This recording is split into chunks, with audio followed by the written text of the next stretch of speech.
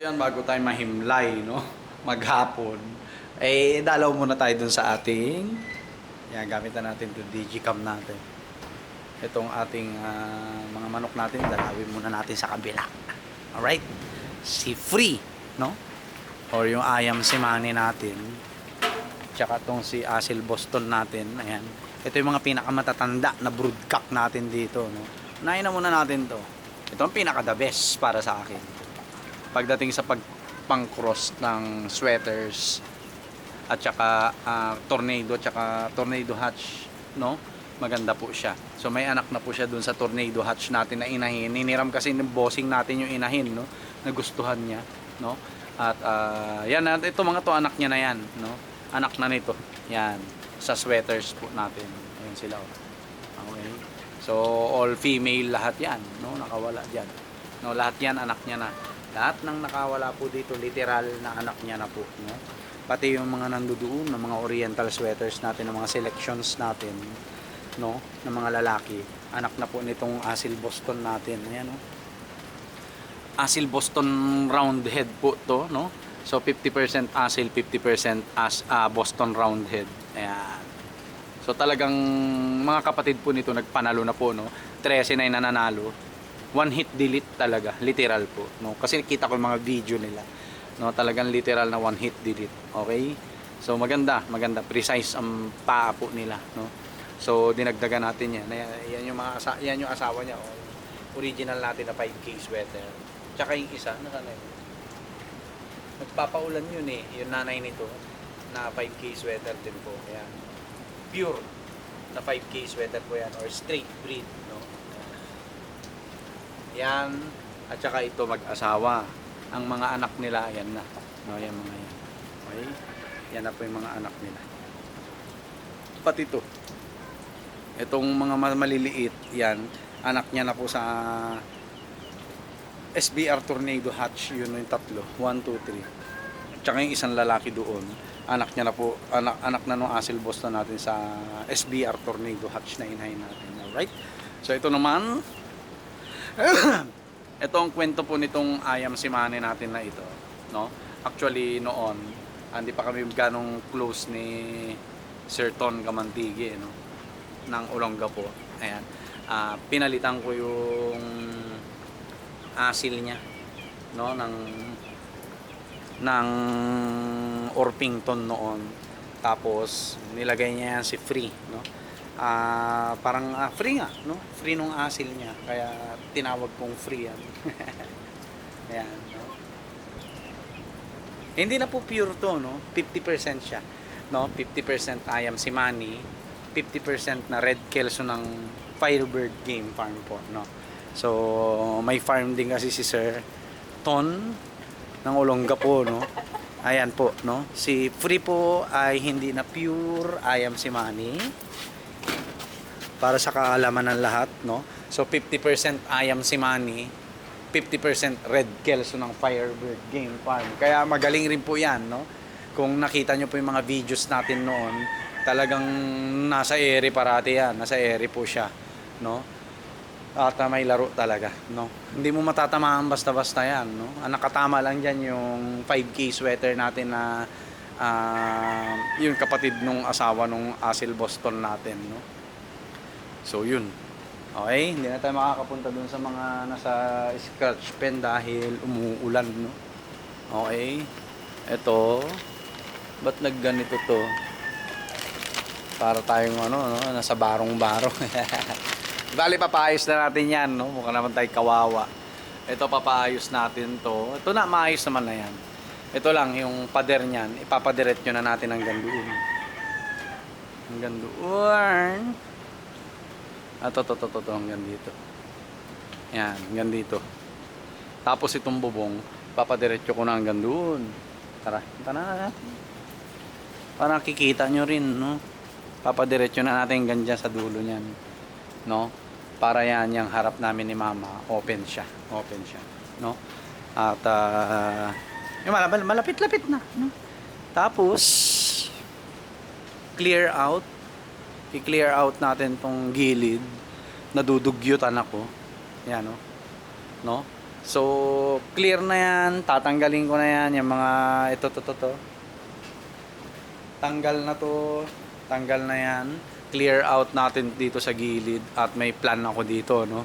Parang gusto kong gawing breeding area ng mga pugo, no? Yung parang naka-dormitory style siya na may palapag. No, kahit mga 3 palapag magmula rito hanggang doon, no? Para 5-5 lang bawat cage, no? 5 quails lang pa bawat cage, no? Tapos 3 palapag, no? Ang gagawin natin para marami tayong mailalagay, no? Tapos ito pure brooder and grower na lang, no? Pure brooder and grower na lang. And then dun sa sakyan natin, papaayos ko na po. Aircon, bubong, tapos gulong. Papapalitan po natin yan ng mugs, no? Yung malalaki na ang gulong, no? Tapos yung stock mugs niya at saka gulong, tatabi po natin yan sa storage po natin para in case pag kailangan na natin, may ano na po natin. So yun, ito iniisip ko noon na ibenta tapos bibili bago. Pero ayoko, no? Ayoko po, no? So iaayos muna natin yan, aircon, bubong, mugs, para siguradong maporma siya. Tapos paparipaint natin yan sa bakasyon, no? Ipaparipaint po natin. Para at least kahit papaano kasi maganda pa yung makina no? At yun, naiisip ko, no? Iaayos natin. Tapos, ano pa ba? Ano pa ba ipapaayos ko rito sa bahay namin ni Mama? Ay, ito pala. Ito. Di ba may bubong po dyan? Ayan, oh. Ayan, yung bubong nila sa kabila. Ipapadiretso ko na yan hanggang doon. No? Papadiretso ko na hanggang doon. Para at least, kapag nagpakawala tayo ng mga manok sa kabila, no? Ay may sisilungan sila mahaba, no? Nandiyan na rin ang pakainan, painuman nila, paitlugan, no? At iaayos pa po natin yan yung kabila, no? And then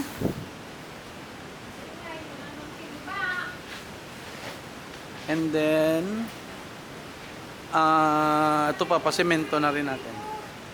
Papasemento na rin po natin to, no? Papasemento na rin natin yan. Hanggang doon sa harap. Okay? So, yun lang naman ang ating ipapaayos po yun doon. Okay? Tapos yun, no? Yun lang naman. Tapos magdadagdag po tayo ng quail, no? Magdadagdag tayo ng pugo kahit mga 500 heads po, no? Para at least araw-araw meron na tayong income, no? So magdadagdag po ako ng 500 heads, no? Dito. Magdadagdag tayo ng 500 heads, tapos yung iba dito po natin ilalagay, no? At para at least may daily income po tayo, no? May daily income po tayo. So yun lang naman ang ating gagawin. Ayan, mga pugo natin, no? Mangitlog kayo ng mangitlog at kailangan natin. Namatay na naman yung ano nila, yung kanilang katol. Ayan sila, oh, diba? Alright. So pag Sabado, Linggo, ganito lang ginagawa ko. Kain, tulog talaga, literal po. Kape, inom ng tubig. At nauubos yung energy ko. Sobra po, no? Siguro hindi na muna ako tatanggap ng mga kung ano-anong mga coordinatorship. Kasi full load ako eh. Di ba? Hindi na muna ako tatanggap. May kumausap sa akin na teacher. Tanggihan ko muna ngayon taon na to, no? Kasi di ba? Sigurado yan, dagdag trabaho ko yan eh. No? May sakit nga tayo eh. Di ba? Kaya nga tayo nagpalipat dahil comorbid tayo eh. Di ba? So, yun. Tatanggihan ko muna lahat ng mga offerings niyan. Basta magtuturo ako, no? Kahit i-full load nila ako, gaya yan naman ang trabaho natin talaga. Tatanggapin ko yan, pagturo, no? Kahit i-full load ako. Pero yung mga extras na gawain, hindi na muna, ayoko, no? Kaya yun, sabihin ko na lang kay sir, no, na hindi muna. Alright? Kasi ang dami rin natin aasikasuhin. Buti sana kung pure employee mode lang ako, no? Hindi naman, si mama ko, asikasuhin ko. mga alaga ko. Extra income natin to, alagaan ko rin. I-manage ko, di ba? So, yun, mahalaga, nagtuturo tayo, no?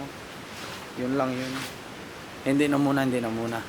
No, kakausapin ko si sir. Alright, so yun lang. Mamaya kakain na kami ni mama, mga alas 11. Tapos, tulog. O, di ba? Matutulog tayo. Para at least, maayos na. No? Magkaroon tayo ng lakas. Lakas ng loob. Okay? So, buksan na natin to. At mag-upload tayo.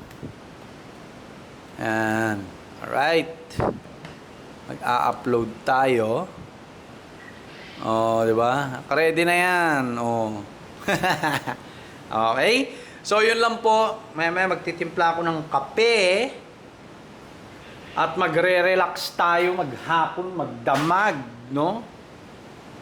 Hanggang bukas yan, hanggang bukas. No? Para at least makabawi-bawi tayo. Patagod po talaga ako. Mahirap. Pero kung turo lang, sige, kasi yan naman ang trabaho ko. Pero yung bibigyan pa tayo ng extras, hindi na muna, kaya na nila yun. Kasi bago naman ako mapunta sa school, is trabaho naman na po nila yan, no? Ayoko muna. Alright, so yun lang po. God bless po sa ating lahat. Peace!